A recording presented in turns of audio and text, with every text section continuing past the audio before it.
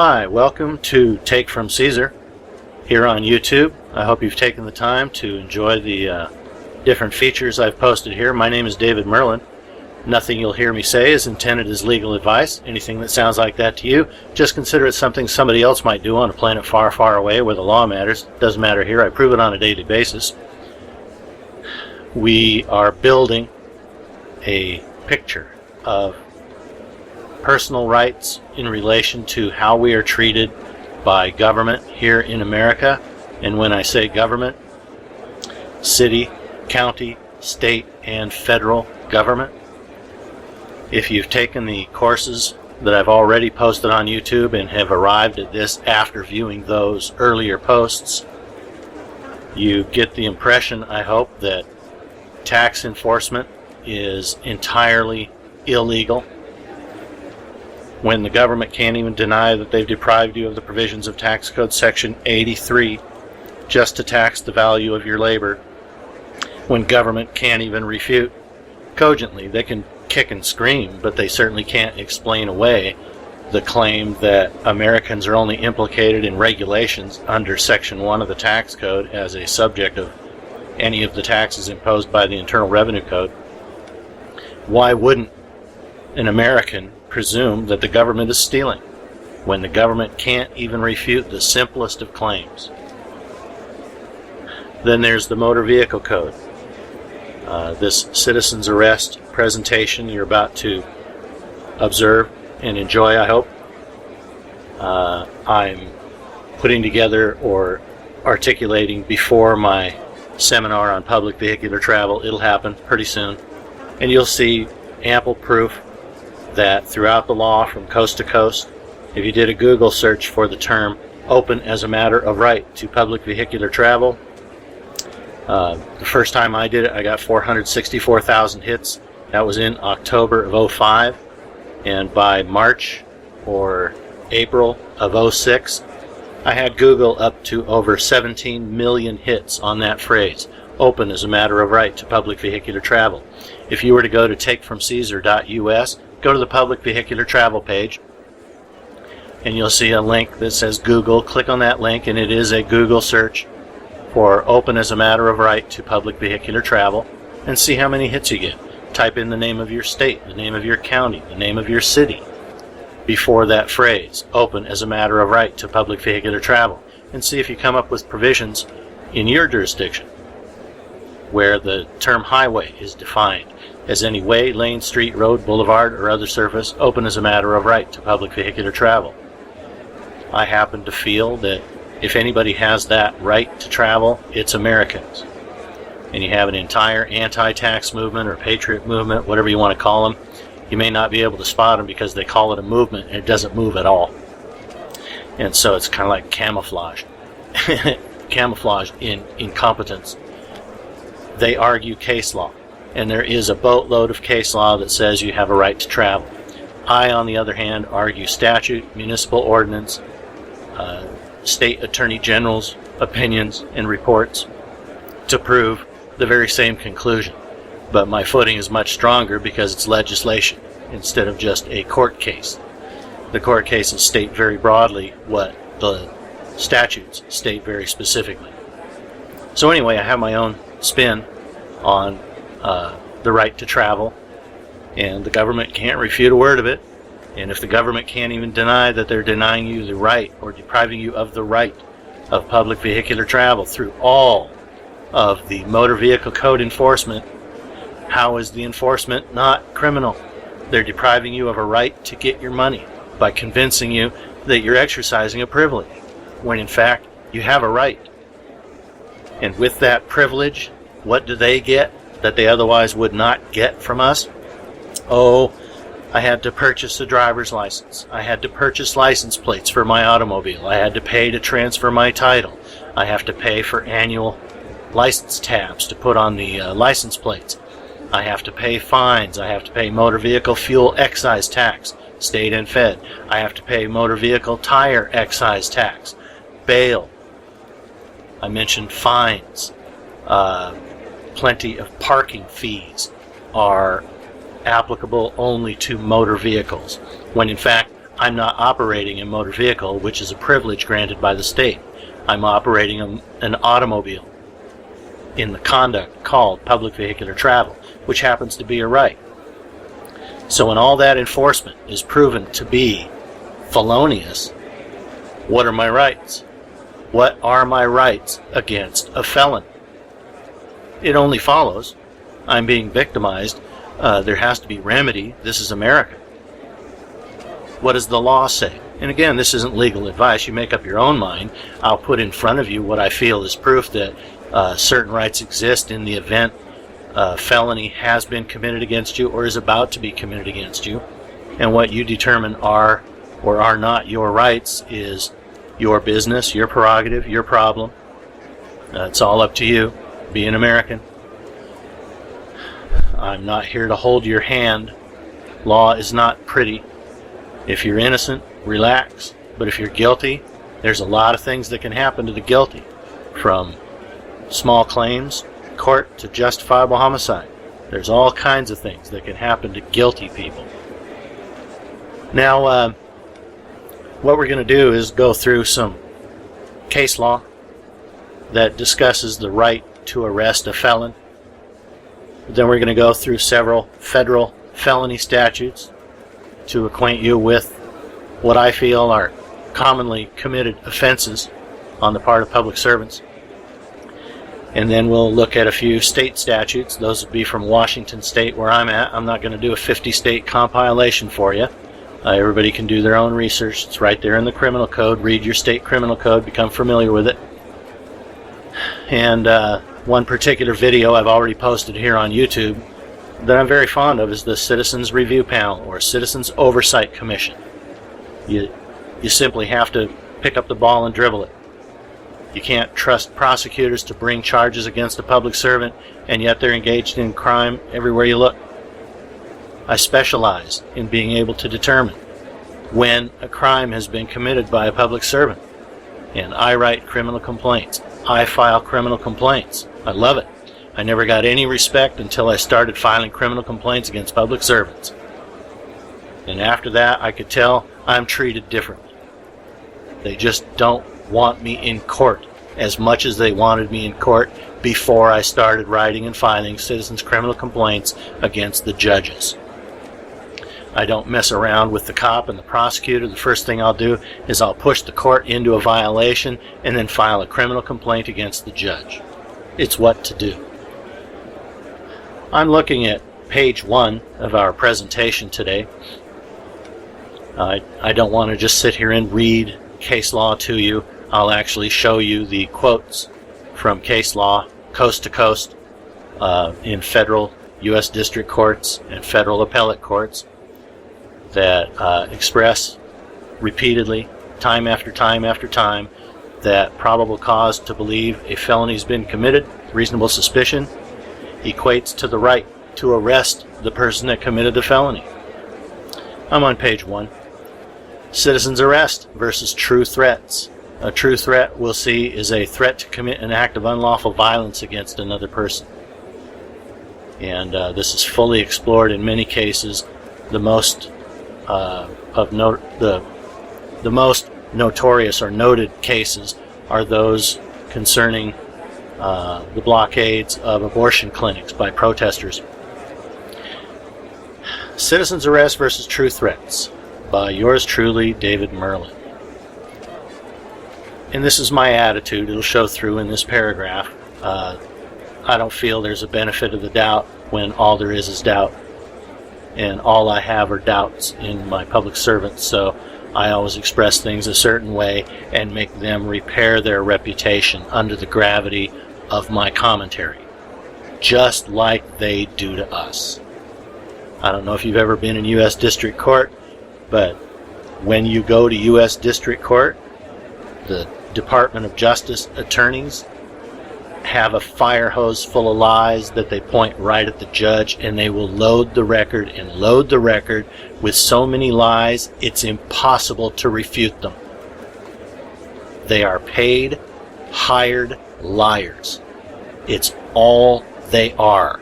U.S. District Court is where you go if you're going to lie your ass off to a judge.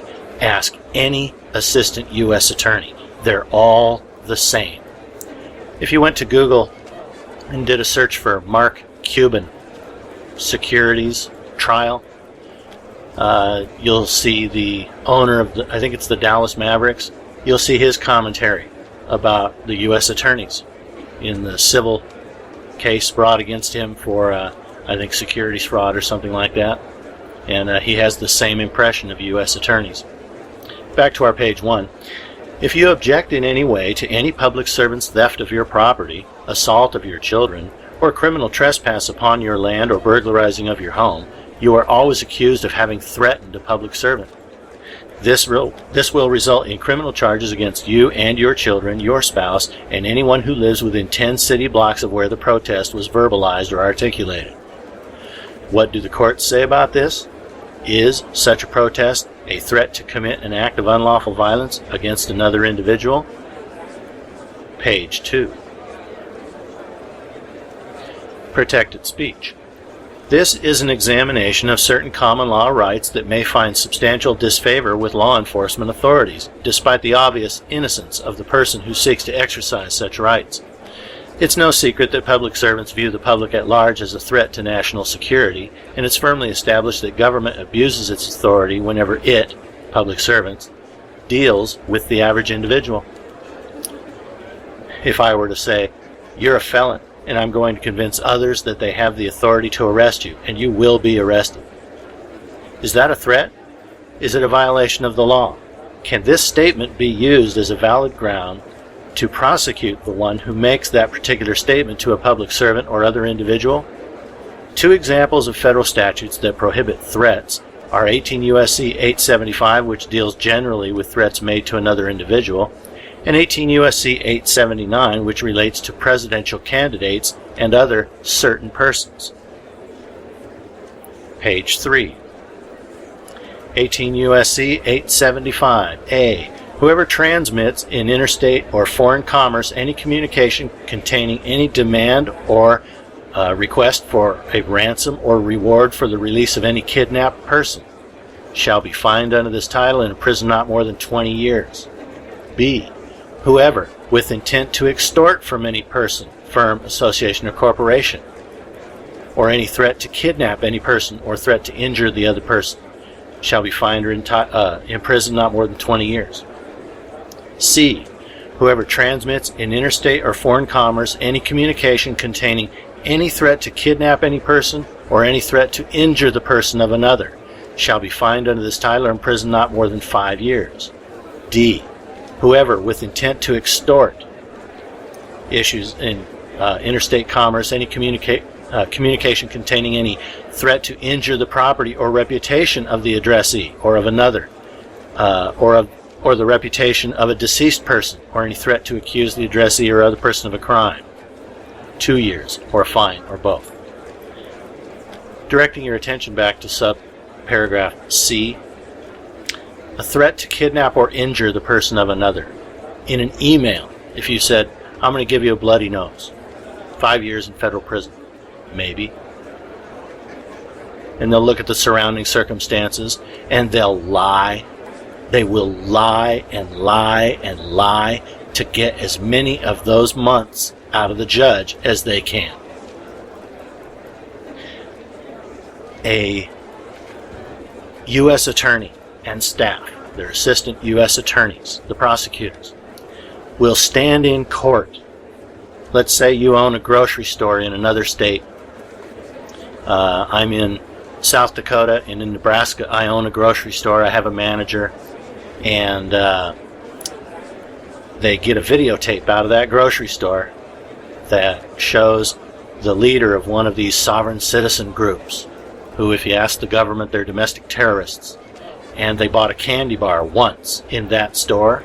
They'll have that tape in your case where you threatened to give somebody a bloody nose, and they'll say, "Look, this is proof that this person who owns that store is a member of that group. He's tied in very closely with the leaders of that group, as evidenced by the fact that one person in that group bought a candy bar in the store this person owns 6 months ago, Your Honor."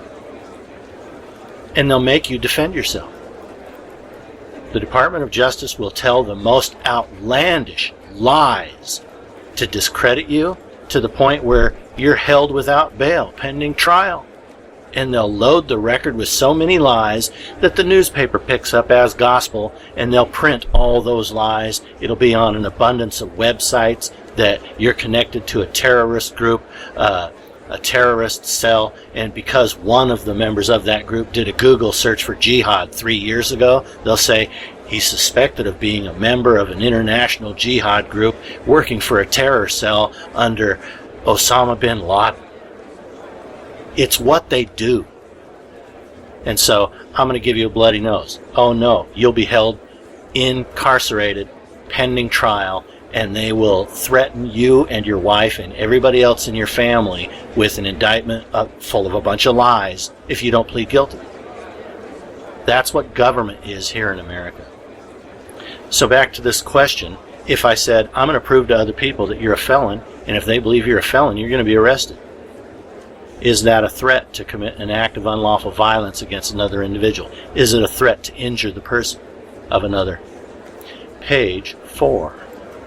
18 U.S.C. 879, threats against former presidents and certain other persons. A, whoever knowingly and willfully threatens to kill, kidnap, or inflict bodily harm upon a former president or a member of the immediate family of the former president, or 2, a member of the immediate family of the president-elect, the vice president, or the vice president-elect, or 3, a major candidate for the office of president or vice president, or a member of their immediate family, or other person protected by the Secret Service, shall be fined in this title or imprisoned not more than 5 years, or both. So what is a threat to commit an act of unlawful violence against a presidential candidate? Page 5. These are not the only threat statutes, but rather are provided merely for the purposes of example. As used in cases cited herein, CA indicates Court of Appeals, and US indicates the Supreme Court Reporter volumes. As seen here, US versus Lanier, that's United States versus Lanier. 520 US, which means United States Reporter, Supreme Court.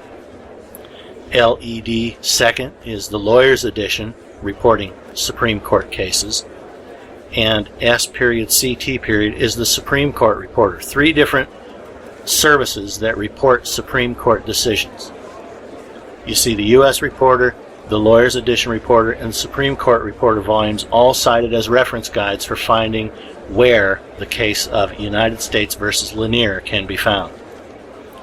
To be guilty under these statutes, one has to have uttered what is called a true threat, which is a threat to commit an act of unlawful violence against an individual or group of individuals. See U.S. or United States versus Bagdasarian in the Federal Third Reporter, CA9, that means Court of Appeals, 9th Circuit, July 19th, 2011, a very recent case.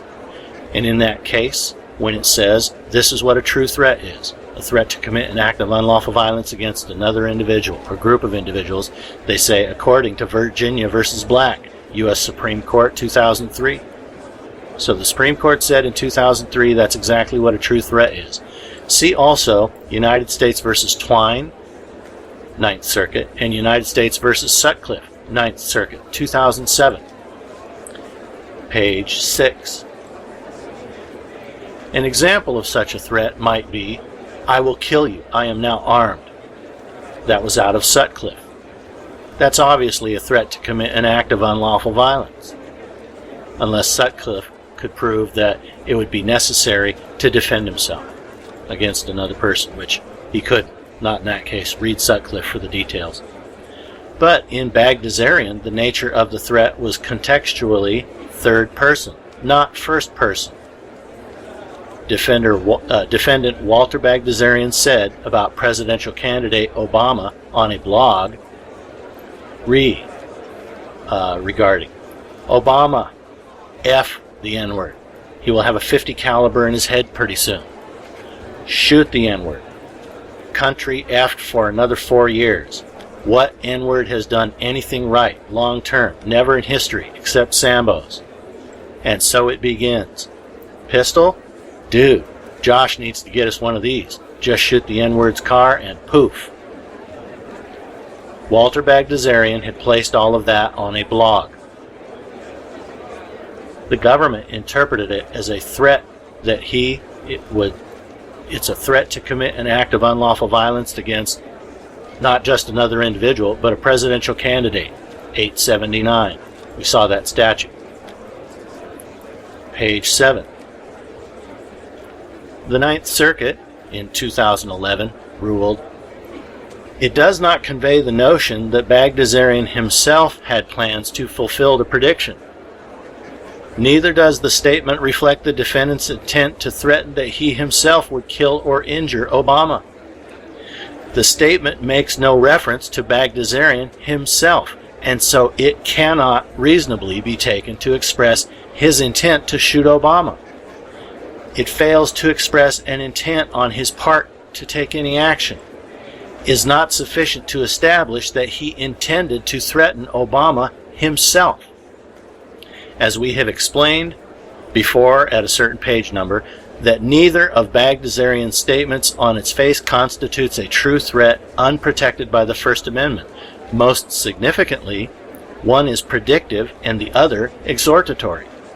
For the same reasons, the evidence is not sufficient for any reasonable finder of fact to have concluded beyond a reasonable doubt that Bagdasarian intended his statements to be taken as threats. See the case of Jackson, Supreme Court, 443 U.S., at its page 319, end quote.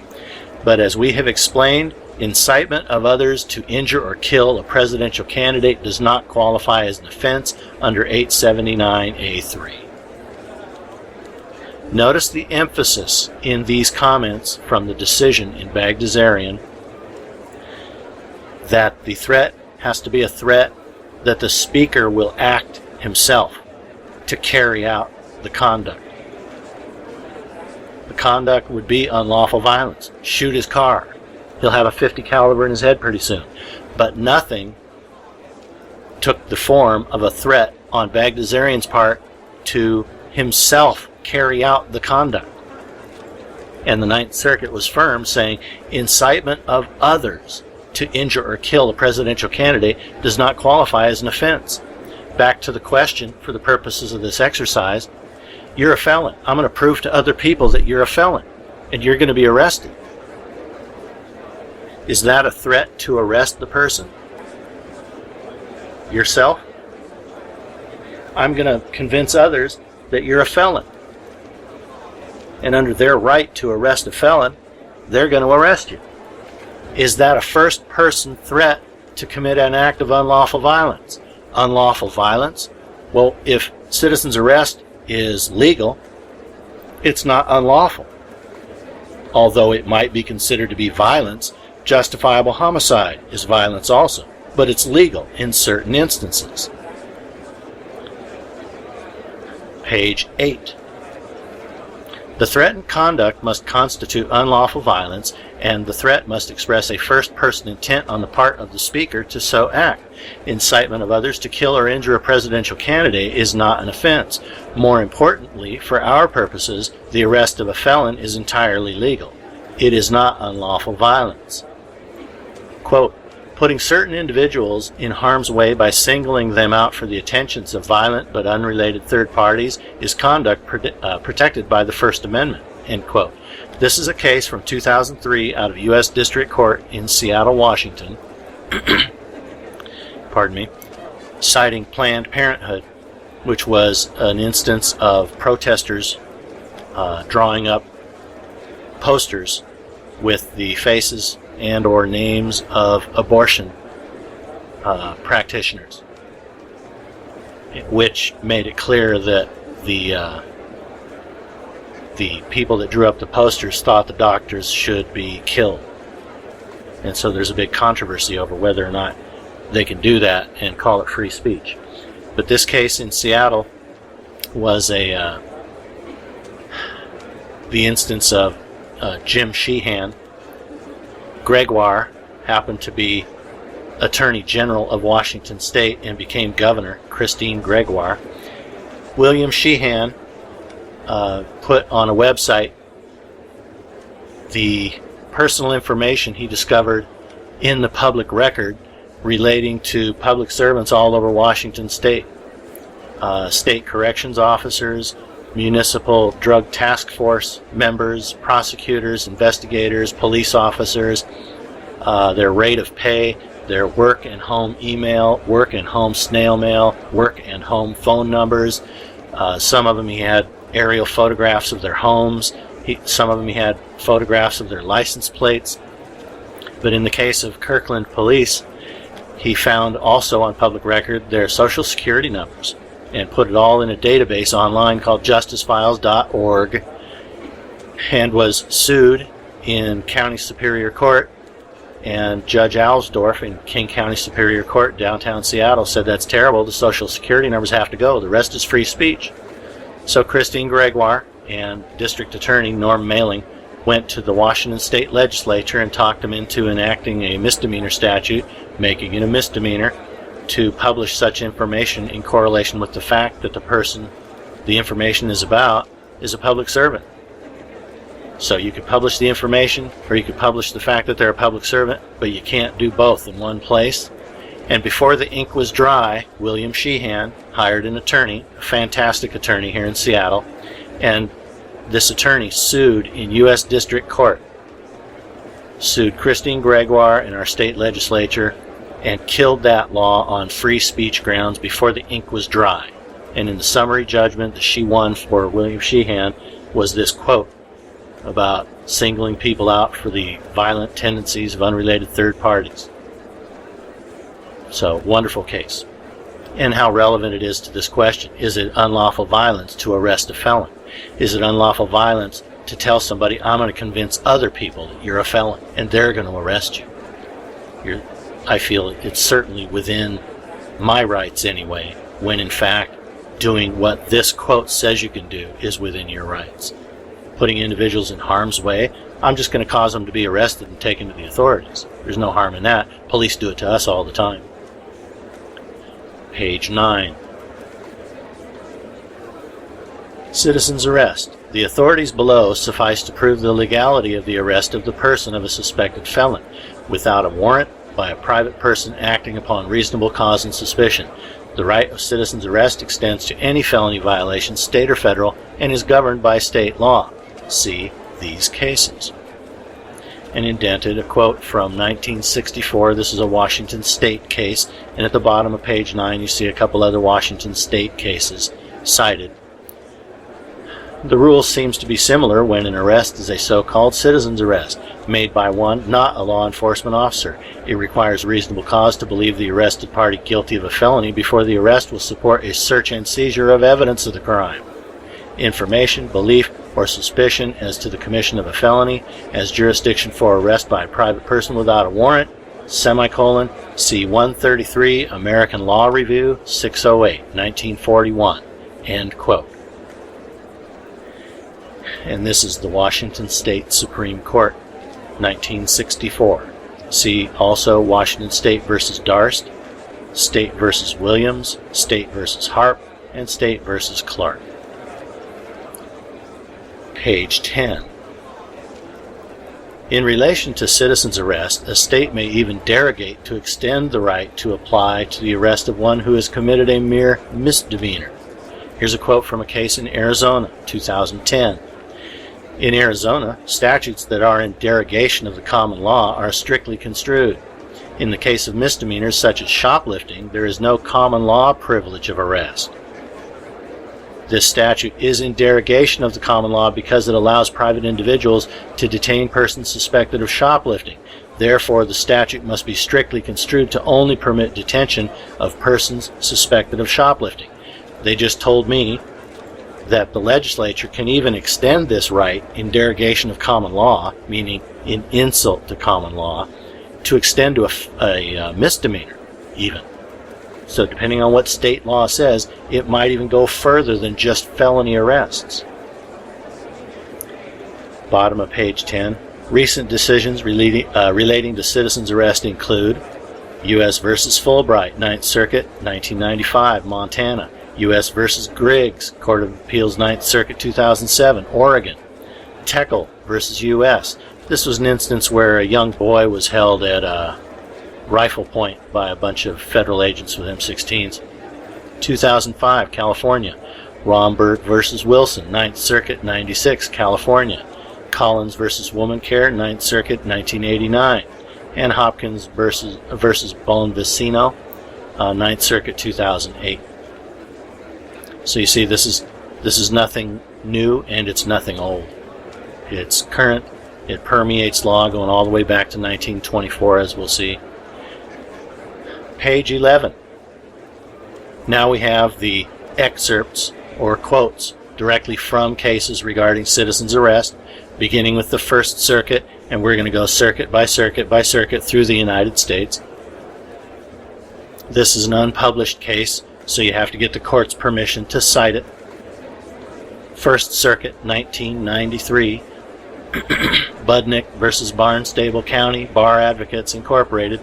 But a police officer, while unable to act as an officer in an adjoining jurisdiction, does not cease to be a citizen in that jurisdiction, and may lawfully conduct a citizen's arrest there if he has probable cause to believe that a felony has been committed and that the arrested person has committed it. This was an officer that left his jurisdiction and still made an arrest. They said it doesn't matter. He didn't cease to be a citizen, and a citizen can make an arrest of a felon. Page 12. U.S. District Court, First Circuit. In the Commonwealth, a private citizen may lawfully arrest someone who has in fact committed a felony. 2012. Next case, 2011.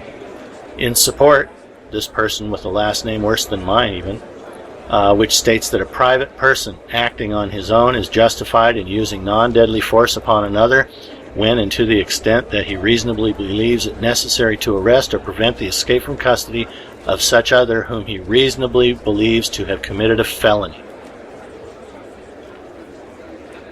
Page 13. Second Circuit. U.S. versus Gowan.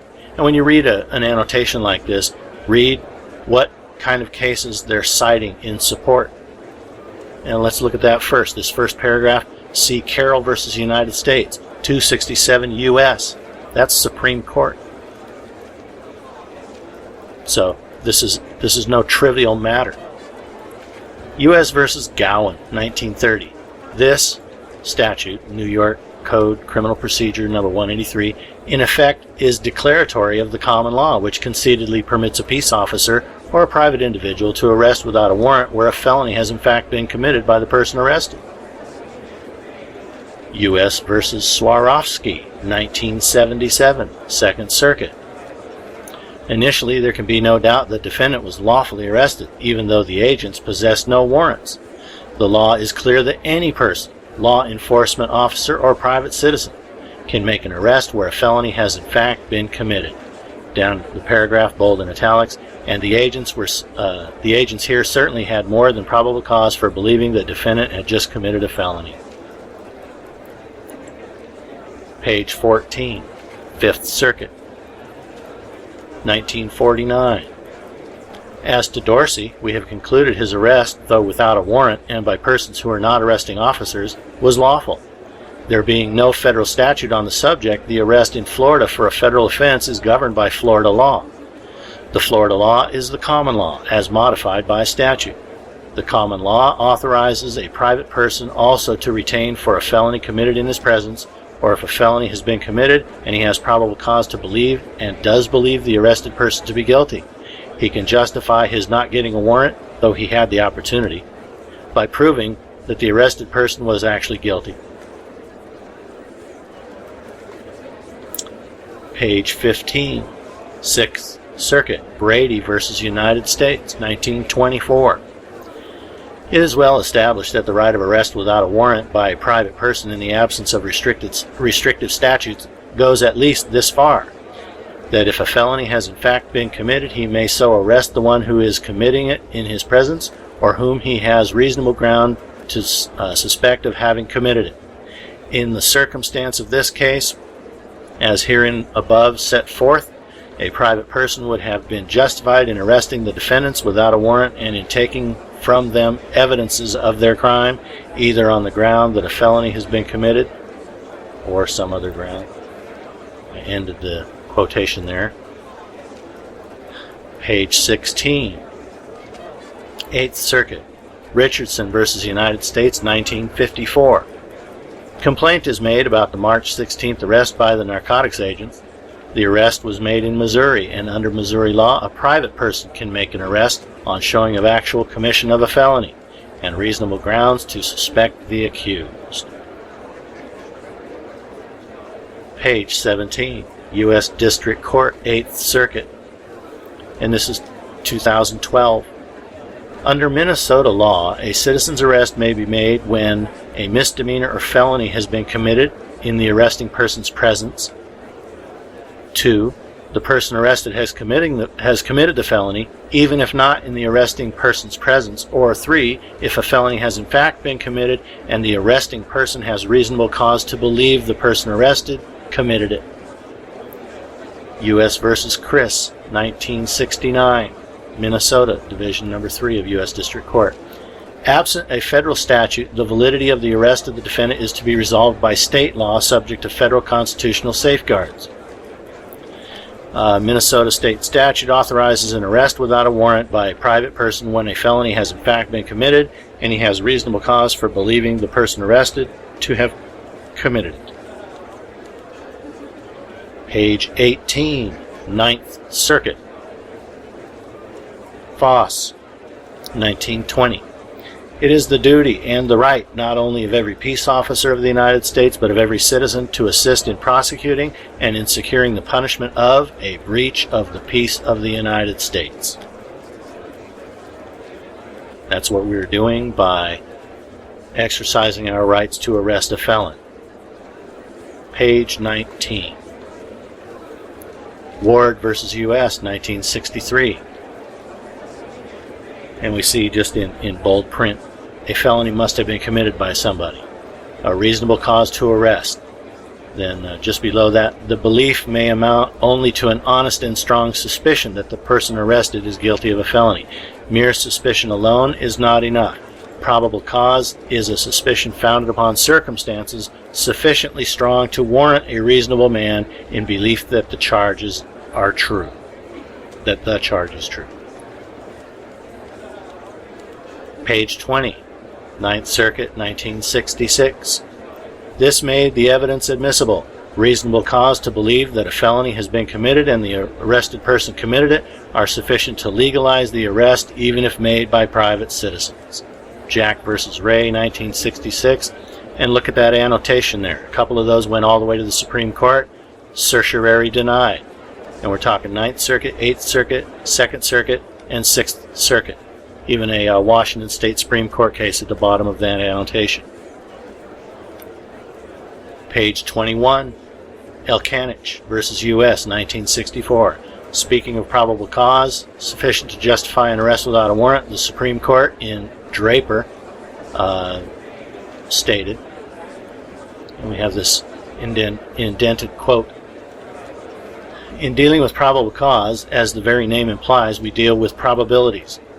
These are not technical. They are the factual and practical considerations of everyday life on which reasonable and prudent men, not legal technicians, act. Probable cause exists where the facts and the circumstances within the arresting officer's knowledge and which they had reasonably trustworthy information are sufficient in themselves to warrant a man of reasonable caution in the belief that an offense has been or is being committed." Page 22, District Court, 9th Circuit. 2012, Smock versus Peppermill Casinos. This was against security at a casino. It was false arrest. They said no, an offense was committed in their presence. They had reasonable suspicion to believe they could arrest you. Defendant notes that its employees, like any citizen, have the statutory privilege to arrest another citizen for a public offense committed or attempted in their presence. See this Nevada Revised Statute, footnote 4. If the offense is a felony, a private person may arrest the offender even though the offense was not committed in his presence, so long as he has reasonable cause. Page 23, Huang versus McEwen, 2012. In California, the Defense of Citizens Arrest mandates in pertinent part that a private person, may arrest another for a public offense committed or attempted in his presence. An arrest may be made by a peace officer or by a private person. Page 24, 10th Circuit, U.S. District Court. Colorado Revised Statute 16.3.201 allows a person who is not a peace officer to arrest another person when any crime has been or is being committed by the arrested person in the presence of the person making the arrest. A private person acting on his own account is justified in using reasonable and appropriate physical force upon another person when and to the extent that he reasonably believes it necessary to effect the arrest or to prevent the escape from custody of an arrested person who has committed an offense in his presence. Page 25, D.C. Circuit, 1980, U.S. v. Lima. Congress' intent by enacting this statute, they're talking about a federal statute, was to define and restrict the private citizen's common law right to arrest. Section 23-528B limits the scope of the citizen's arrest power to both felonies and specific misdemeanors committed in the presence of the private person as distinguished from those not committed in his presence. Bottom of the paragraph. Consequently, Congress has recognized these legitimate private interests of apprehending persons committing certain crimes within their presence. And federal citizens arrest sites. You see how I went circuit by circuit, district court by district court, across the country, around the nation, to show you that it's a general rule, but it's governed by state law. So you always want to look at the law of the state wherein you're considering making the arrest of a felon to see how the courts treat the right of citizen's arrest, how the legislature has provided for the right of citizen's arrest before proceeding. It's simply what you have to do. There might be a different threshold on your circuit. On the Ninth Circuit, we saw that it has to be a first-person expression of an intent to commit an unlawful act. Maybe on another circuit, it can be a threat that you're going to incite others to act. So there's a lot that goes into this. You can't just run about the country doing what you choose, because certain circuits have certain standards, and you have to know the standard on the circuit where you may ultimately be charged in the exercise of what you thought was a right. So I showed you Ninth Circuit cases on true threat, and then coast to coast on citizen's arrest. But you want to look at the true threat rulings on your circuit. And your circuit, your federal appellate cases, your federal district court cases on your circuit will reflect on the standard in other circuits when they say, we differ from that circuit, or we join that circuit. They got it okay, they're correct, and we're right in line with them and their ruling regarding this standard, but those other circuits we depart from because they treat it a different way. And so you simply have to know that. I only showed you the Ninth Circuit true threat standard. I'm in Washington State on the Ninth Circuit. Page 26. This collection of relevant decisions from appellate and district courts across the country make clear and firmly establishes that the right to arrest a felon at large is entirely legal in most, if not all, jurisdictions for anyone who has reasonable suspicion that the person to be arrested is indeed guilty of having committed the crime. Another great state about citizens' arrest is State versus Sobrino. The Third Circuit of Appeals, Third District Court of Appeals in Florida, 1991. We have referred to the Court of Appeals when inquiring whether a right was clearly established. That's out of U.S. versus Lanier, 1997, which is a nightmarish chain of decisions about Tennessee Chancery Judge David Lanier.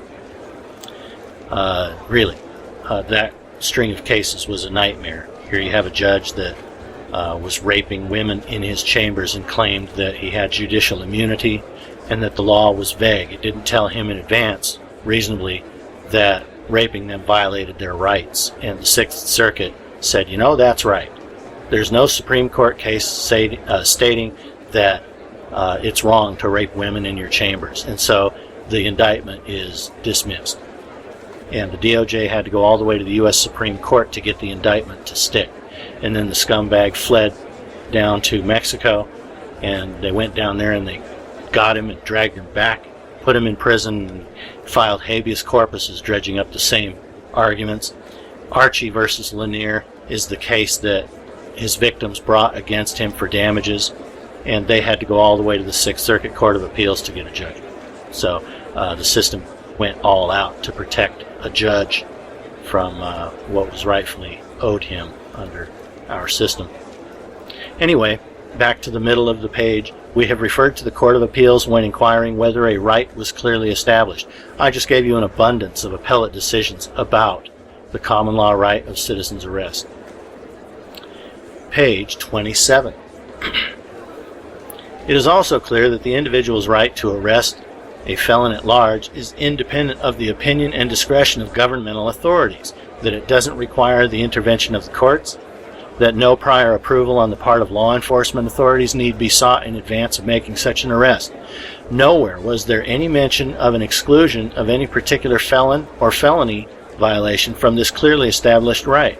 If the police, the IRS, or a prosecutor can reasonably be deemed to have committed one or more felony violations of state or federal law, there's nothing in those authorities that seeks to exempt them from being arrested by any individual as a matter of right. We also saw no limitation on the number of individuals who would have the right to arrest a felon at large. If a felony has been committed, and if 300+ million Americans thereafter become reasonably convinced of that fact, there's nothing to prevent each and all of them from even entering the home of the felon if necessary, arresting them, and delivering them to authorities competent to receive them into custody. I didn't see any such restriction in any of those cases. You can use any necessary force, according to many different states' statutes. If the force is necessary, why would they be allowed to hide in their homes? Why couldn't you pursue the citizen's arrest by entering their home?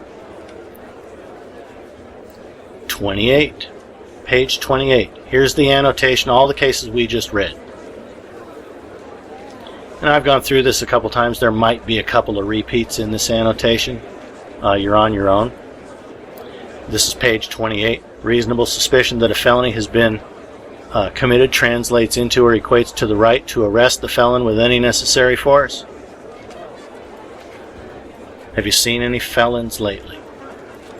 How did Section 83 of the tax code operate in your conclusion that I owe a tax? And if you can't answer me, I think I have reasonable suspicion to believe that you and your boss are conspiring against my rights. As we see in the statutes we're about to examine, that's a felony. Page 29.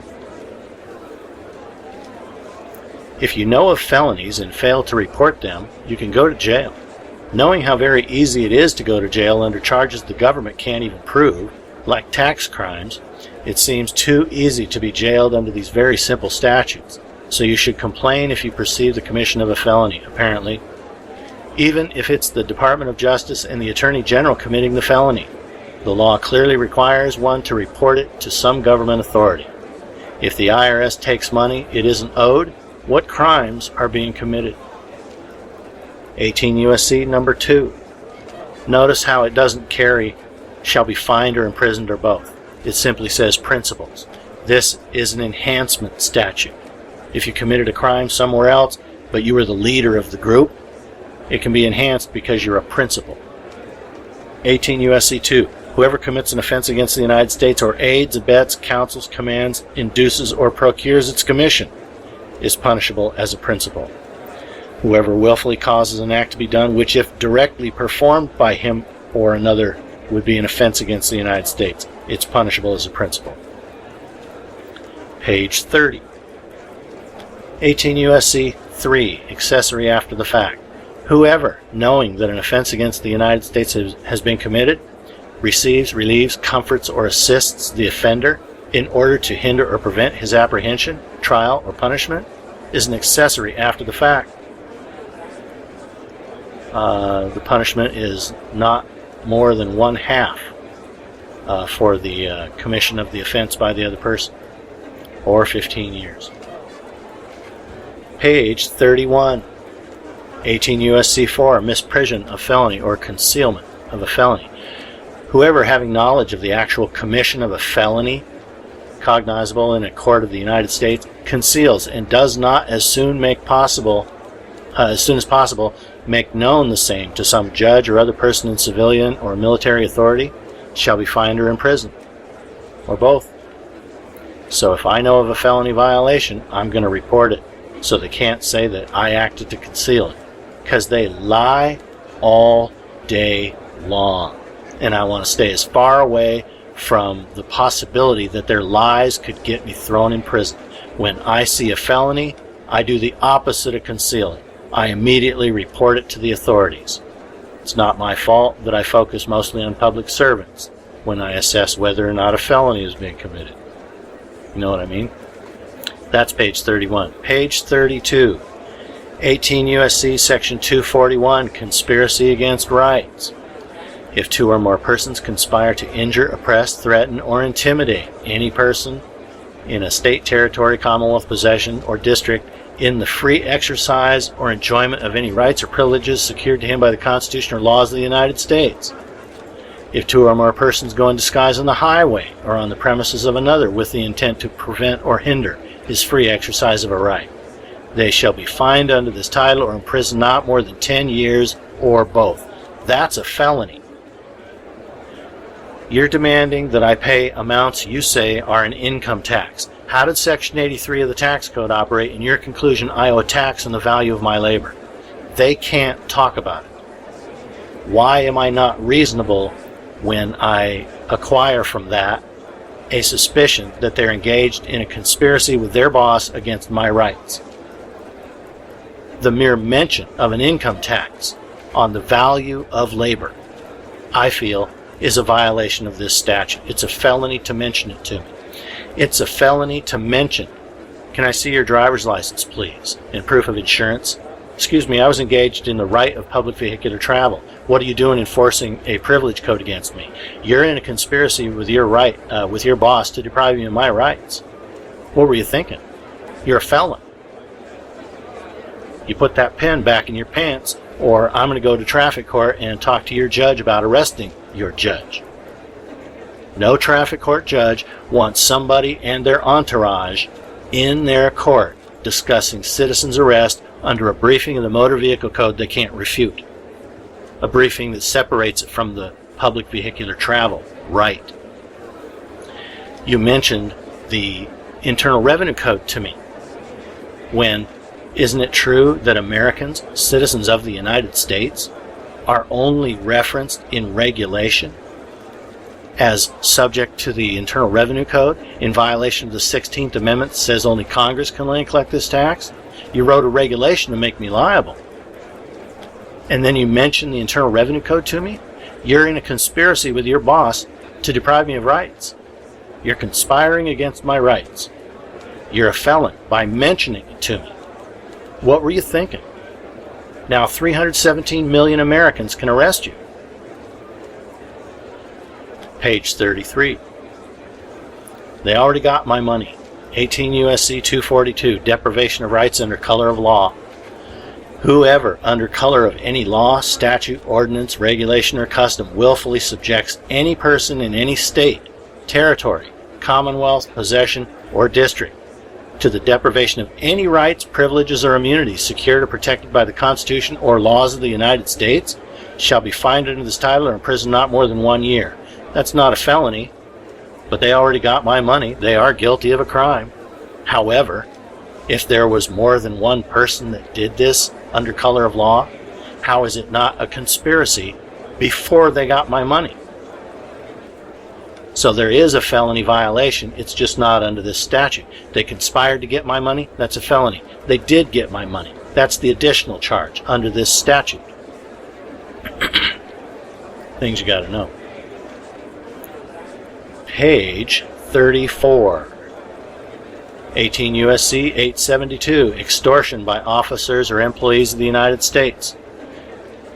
whoever, being an officer or employee of the United States or any department or agency thereof, or representing himself to be or assuming to act as such, under color or pretense of office or employment, commits or attempts to commit an act of extortion, 3 years. Page 35, 876 of Title 18, mailing threatening communications. Not more than 2 years, not more than 10 years. You can read the details later. But anytime you see 5 years or more, bingo, you just rang the felony bell, which is, for the purposes of this exercise, it's what we're looking for. What triggers the right of citizen's arrest? So, under 876, whoever, with the intent to extort from any person, or any money or other thing of value, who deposits it or causes it to be delivered with or without your name to damage the property or the reputation of another, or a threat to accuse them of a crime, you're mailing a threatening communication. Page 36, Section 880, receiving proceeds of extortion. A person who receives, possesses, conceals, or disposes of any money or other property which was obtained from the commission of any offense under this chapter that is punishable by imprisonment for more than 1 year, you could serve 3 years for it. Page 37. This is one of my favorites, 18 U.S.C. 1341. Read it at your leisure, but broadly it states that you can be fined or imprisoned or both up to 20 years, or 30 years if your crime affects a financial institution, if you devise any artifice or scheme for obtaining money or defrauding other people and you use the mail. So this is the mail fraud statute, 1341, frauds and swindles. And this would include UPS, any delivery service. It's mail fraud. So if everybody knows that traffic court mailed the notice to the wrong address, and so you missed the hearing, and they won't give you a hearing on the ticket, instead they turn it over to collections when they know you didn't get a hearing on the ticket, how is that not mail fraud? Any other stunt they pull through the mail. When the IRS sends you a bill for income taxes and you've already told them, excuse me, I'm an American, I'm only named in regulation, and secondly, all I earned was the value of my labor. Reconsider, you deprived me of Section 83, if the tax code even applies to me. And they continue to bill you through the mail. How is that not a felony under this statute? Page 38. Fraud by wire, radio, or television, 18 U.S.C. 1343. I didn't use the mail to defraud other people. Instead, I used the telephone, the internet, or the television.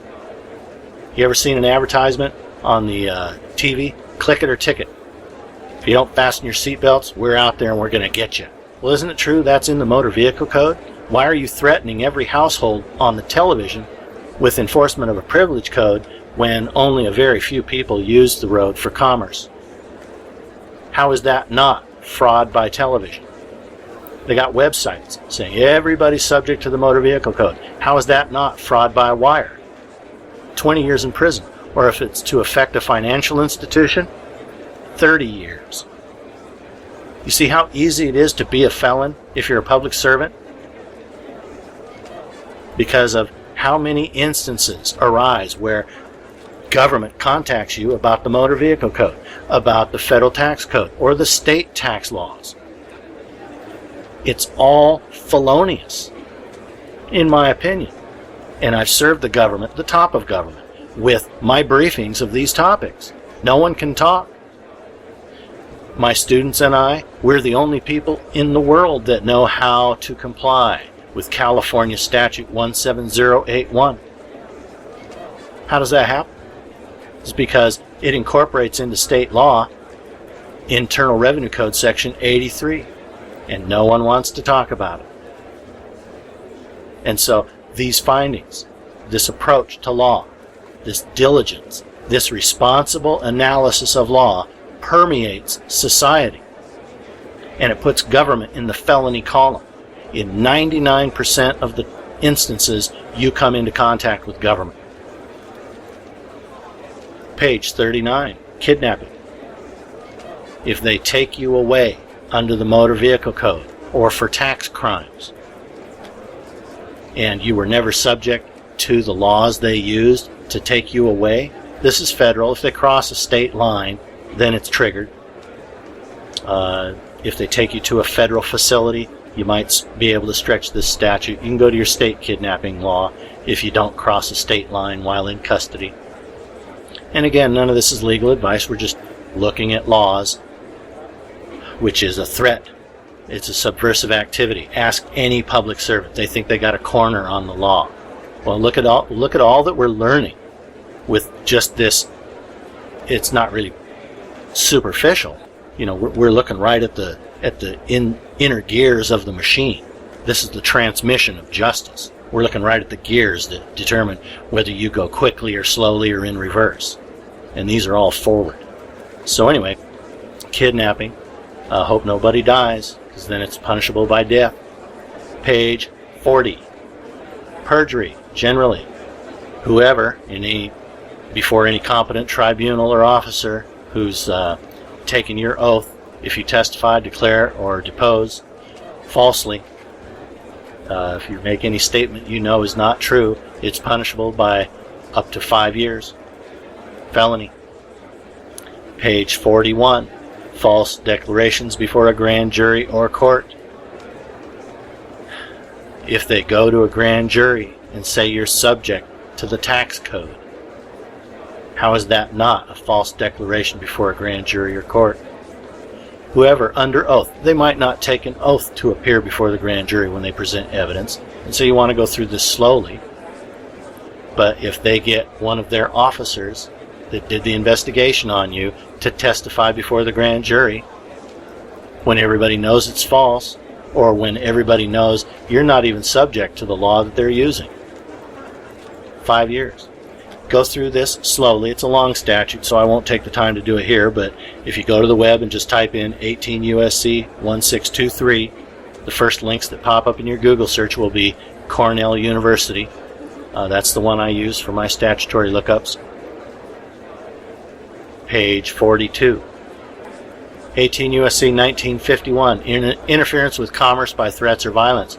Whoever in any way or degree obstructs, delays, or affects commerce or the movement of any article or commodity in commerce by robbery or extortion, or attempts or conspires to do so, shall be fined under this title or imprisoned not more than 20 years. Felony. If they levy a bank account, we know that those Federal Reserve notes are not currency.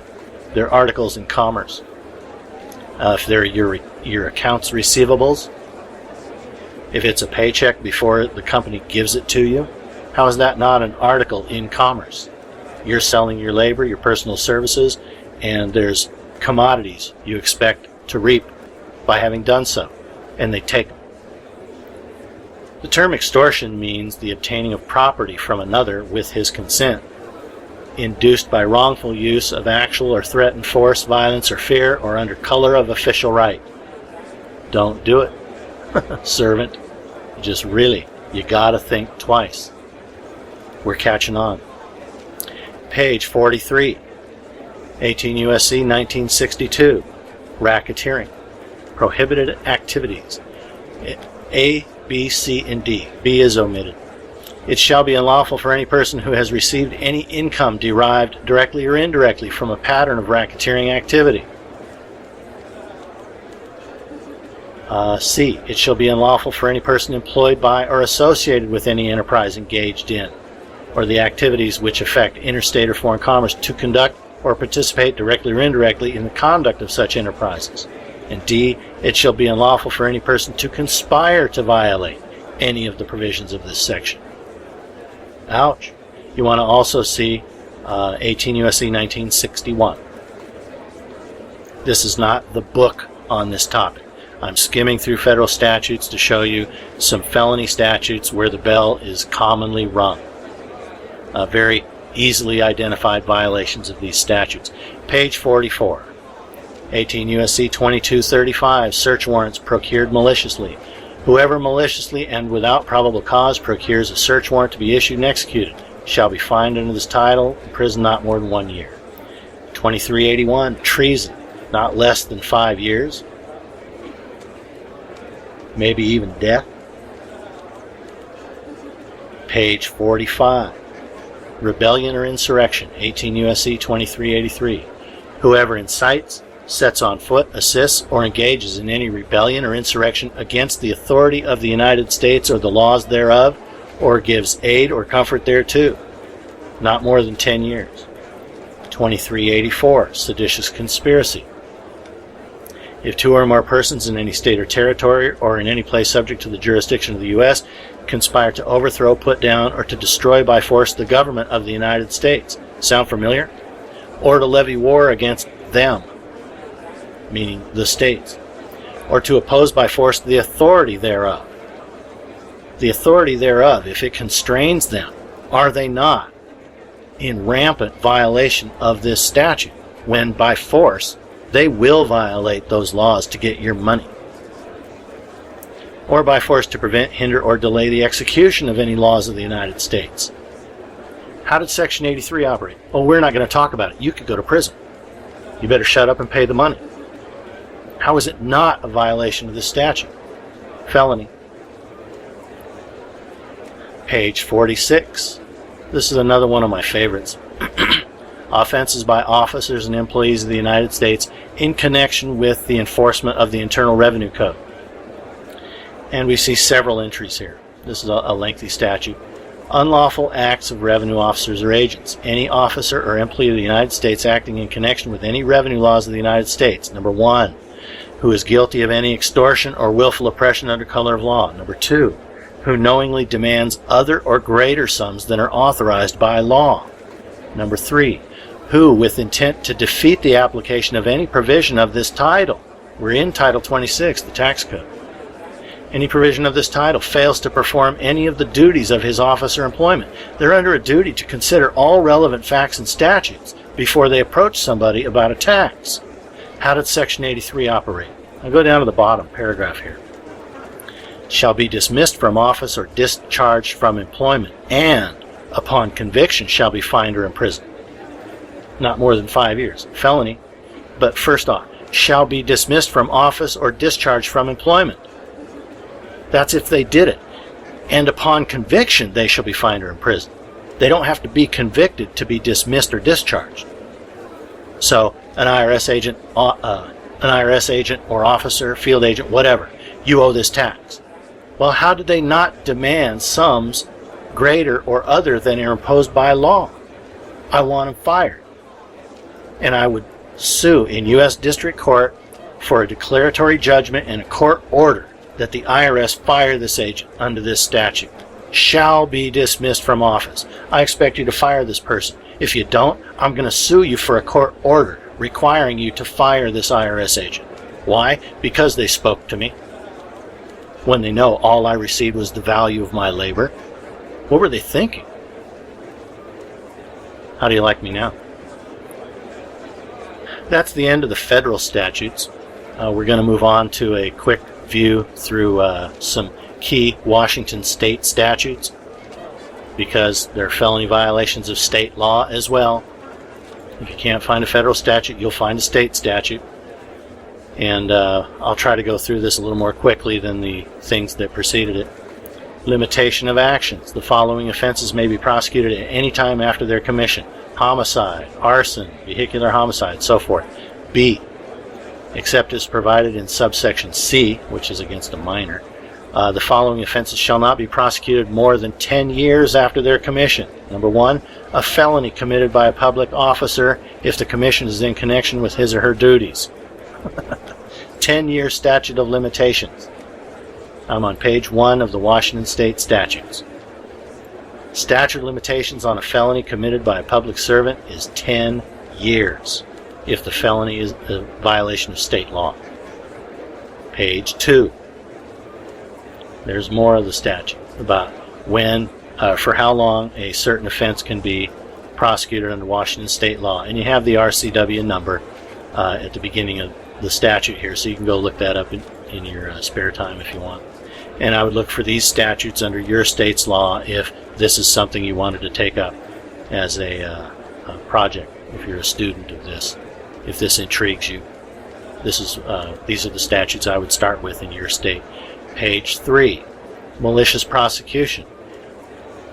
Every person who shall maliciously and without probable cause therefore cause or attempt to cause another to be arrested or proceeded against for any crime of which he or she is innocent, if it's a felony they bring you up on or cause to be levied against you, they've committed a Class C felony if they knew you were false. And they could be penalized up to 5 years. Number 2, if such a crime that you're accused of falsely is a gross misdemeanor or a misdemeanor, the person that did it is guilty of a misdemeanor. Next one, criminal attempt. If a person attempts to commit a crime, look at 3. If it's a Class A felony if they attempt to get you charged with a first degree, if they conspire or attempt to commit murder in the first degree. Okay. B, it's a Class B felony if they attempt a Class A felony. It's a Class C felony if they attempt a Class B. It's a gross misdemeanor if they attempt a Class C. It's a misdemeanor if they attempt a misdemeanor or a gross misdemeanor. The next one, unlawful imprisonment. A person is guilty of unlawful imprisonment if he or she knowingly restrains another person. Class C felony. Officer pulls you over without probable cause. They've restrained you without authority. That's a felony. Page 4, residential burglary. They didn't have probable cause. They got a warrant. They went in my house and they took stuff. How is that not residential burglary? Definition of harassment. Read in your spare time. Theft in the first degree. A person's guilty if what they take without permission exceeds $5,000 in value, other than a firearm. Property of any value if they take it directly from you. That's interesting. Class B felony. Theft in the third degree, gross misdemeanor. Has a dollar amount attached to it, does not exceed $750 in value. But if it's less than $750 in value and they take it directly off your person, it's theft in the first degree. Official misconduct. A public servant's guilty of official misconduct if they intentionally commit an unauthorized act under color of law or intentionally refrain from performing a duty. Gross misdemeanor. That's a year in jail and $5,000 max in Washington State. Criminal conspiracy. If they conspire to commit a class murder in the first something. If they conspire to commit murder in the first degree, it's a Class A felony. Criminal conspiracy is a Class B felony when an object of the conspiracy is a Class A felony other than murder in the first degree, and so forth. So if I were operating a Citizens Oversight Commission, these are the ones I want to be familiar with, because these are the statutes most of the complaints will be under when my panel's barrister consults with the victim of the crime. They're going to have these in mind, and they're going to look mostly for these. These are the most common for somebody that's complaining the conduct of a public servant, and the barrister will run this through their mental checklist of the possibilities of felony violations and present the accused case for them to the panel in this language and tell the panel, I think this crime was committed, this other one is dubious, but I want to submit evidence just in case the panel agrees. I don't want to deprive the accused of a fair day in our presence at our panel, so I'm going to make all of these allegations. While I understand this one in particular could be considered dubious or without grounds, but I want it in front of the panel. It's the panel's job to determine whether or not, in their opinion, crimes have been committed. Page 7, kidnapping first degree, Class A felony. And I would look at that statute and look at the facts alleged and say, did they in fact restrain this person, take him to another location with the intent to commit another felony or hold for ransom?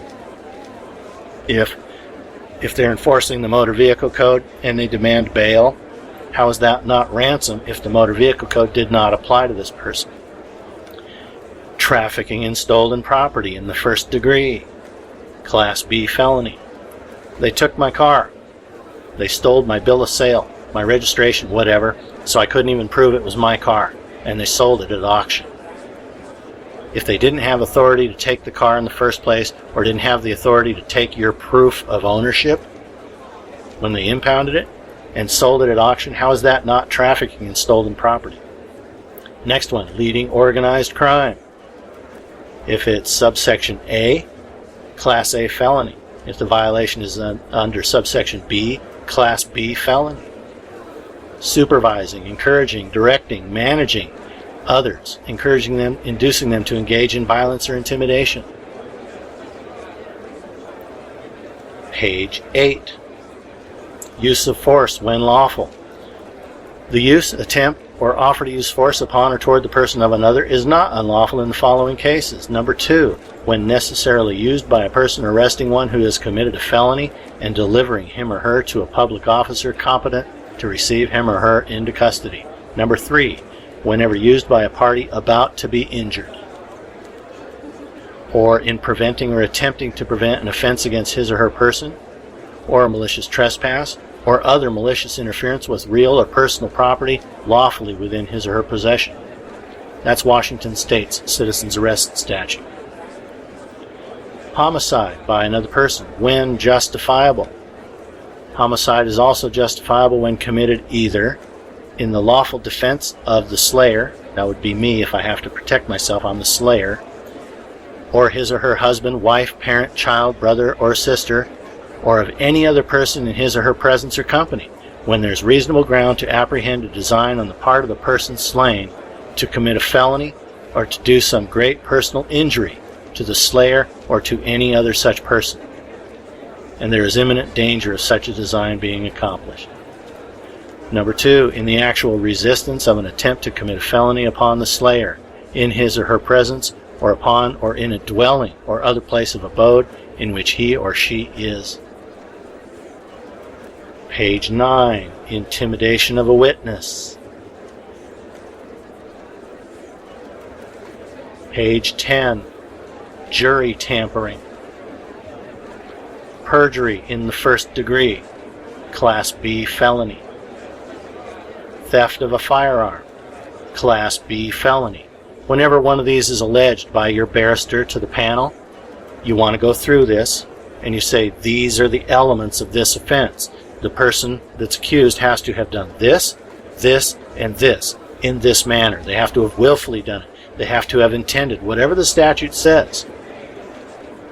Did they intend to threaten the witness? Did they intend to materially or make a materially false statement? Whatever. You look at the elements specifically of each statute under which someone's accused, and you don't just fly off the handle. You want the panel to retain its credibility. Anybody's credibility, whether you're acting with the panel or not. You don't want to fly off the handle and make accusations that are false. Page 11. Possessing a stolen firearm, Class B felony.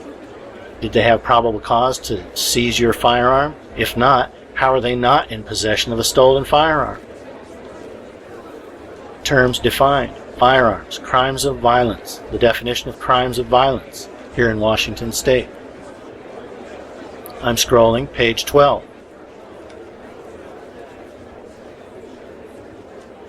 Page 13. There's a lot to know about crimes of violence.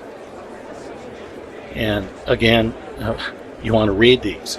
Read them until you can hear them in your sleep. You have to be that familiar with these terms before you can say you're responsibly operating the panel. There's only 19 pages of these state statutes. A lot of people can do this. Don't let it intimidate you. This is the law. You're an American. Grow up. Turn off the TV and begin learning. Or government's going to continue to spiral out of control in all the wrong directions. Page 14. Unlawful possession of a firearm. Felons can't possess a firearm. If you have a restraining order, whatever, there's going to be conditions against possession of a firearm for certain people. Page 15.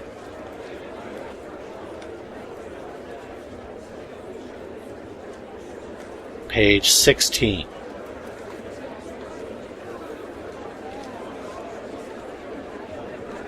page 17. And notice we just went from Title 9A on crimes to Title 42 of Washington state law on page 17. Intrusion into and refusal to surrender public office. Until I looked at this, I believed everybody else that said, oh, it's impersonation of a public official. Well, look real closely at this. Every person who shall falsely personate or represent any public officer, okay, that's impersonation of a public official, or who shall willfully intrude himself or herself into a public office to which he or she has not been duly elected or appointed, okay, or who shall willfully exercise any of the functions or perform any of the duties of such officer without having duly qualified therefor as required by law. Stop right there.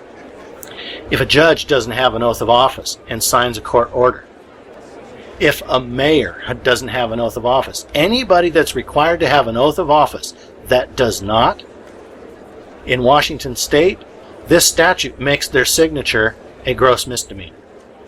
Or their phone call to somebody else to order them around. Hey, I'm the mayor, and I said to do ABC, but I don't have an oath of office. That phone call is a gross misdemeanor. Next statute, false report. Every public officer who shall knowingly make any false or misleading statement in any official report or statement, like a police report, shall be guilty of a gross misdemeanor. Page 18. Public officer making false certificate. Every public officer who, being authorized by law to make or give a certificate or other writing, shall knowingly make or deliver as true such a certificate or writing containing any statement which he or she knows to be false, gross misdemeanor. In Washington state, again, that's a maximum of a year in jail and a $5,000 fine. Next statute, falsely auditing and paying claims. Next statute, misappropriation and falsification of accounts by a public officer. Page 19. Other violations by public officers. Misappropriations by the treasurer. Failure of duty by public officer, a misdemeanor. Whenever any duty is enjoined by law upon any public officer or other person holding any public trust or employment, their willful neglect to perform such a duty, except as were otherwise specifically provided by law, shall be a misdemeanor.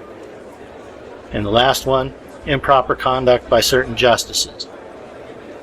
It shall be a misdemeanor for any judge or justice of any court, not of record, during the hearing of any cause or proceeding therein to address any person in his or her presence in unfit, unseemly, or improper language, Your Honor. There. The exercise is over. In sum, what is and is not a true threat? Look at cases on your circuit to find where they draw the lines. Try to identify when felony statutes have been violated. It becomes very easy when you understand a couple of arguments, specific arguments that happen to embrace the entire system. I was engaged in the exercise of the right of public vehicular travel, not the privilege of operating a motor vehicle upon the highways of the state. And you drag me into the motor vehicle code? That's a conspiracy against my rights. 10 years in prison under 18 U.S.C. 241. And if you get my money, that's a year in prison, deprivation of rights under color of law. And state statutes against extortion, unlawful imprisonment.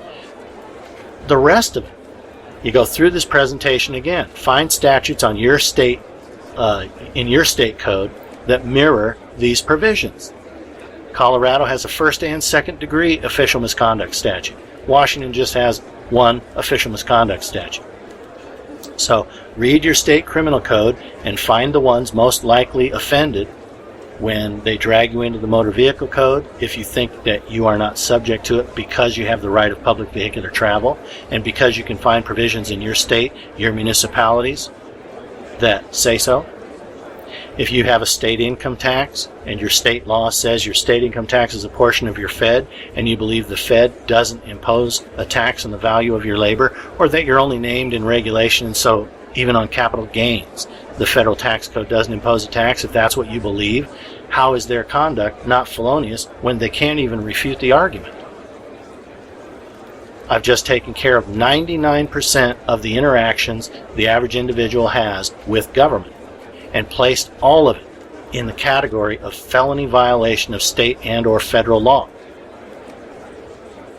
which gives the person with reasonable suspicion the dominion over that public servant to make a citizen's arrest.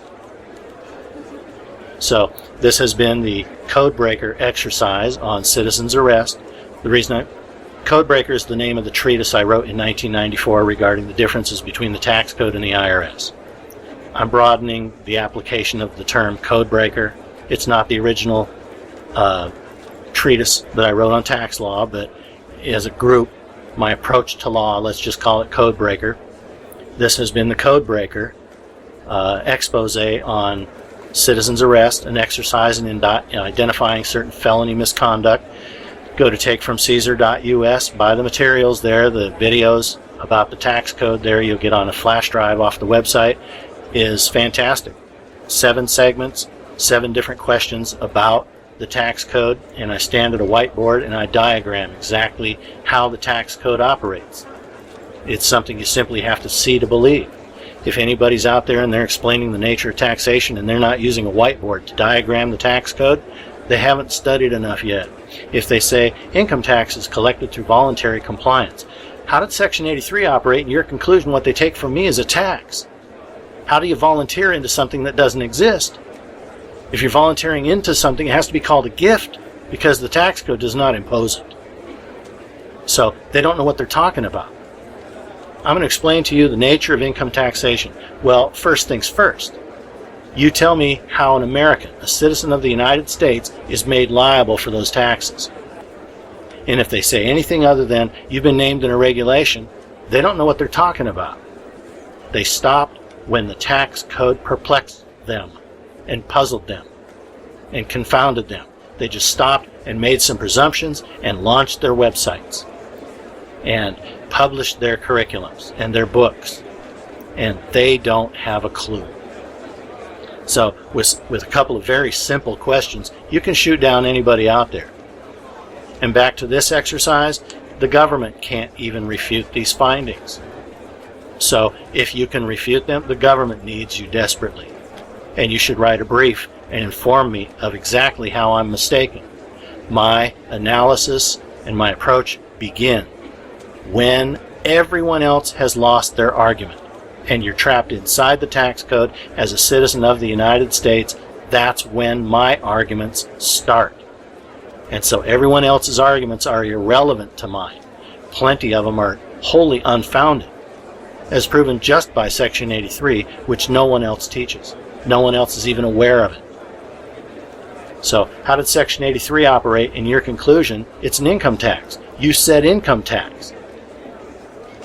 I have to pay income taxes, you say, because I signed an adhesion contract, or because I'm a citizen of the United States because I use the zip code or some other moronic jargon or rhetoric. Excuse me. How did Section 83 operate? In your conclusion, it's a tax. They have to sit there and shut up because they don't have an answer for you. So if you've been deprived of Section 83 for them to take your pay as an income tax, state or fed, are they felons? When they mentioned the motor vehicle code to you and you were engaged in the right of public vehicular travel, are they felons? In my opinion, if they said those things to me when all I did was sell my labor for its value as a citizen of the United States, or all I did was drive my car to the grocery store and not for hire for other people to exploit my automobile for a cash payment, yeah, they're felons, as proven by the fact they talked to me, they mentioned to me the motor vehicle code or the Internal Revenue Code. Again, none of this is legal advice. My name is David Merlin. Thanks for watching this Codebreaker presentation on citizen's arrest, and be sure to take in all the videos you see me post here. I promise you that all of them will always be based on law and supported fully by case law whenever possible. It might be purely statutory, but I promise to hew to the law and to stay out of theory. That's for people who haven't done the work. See you in the next segment.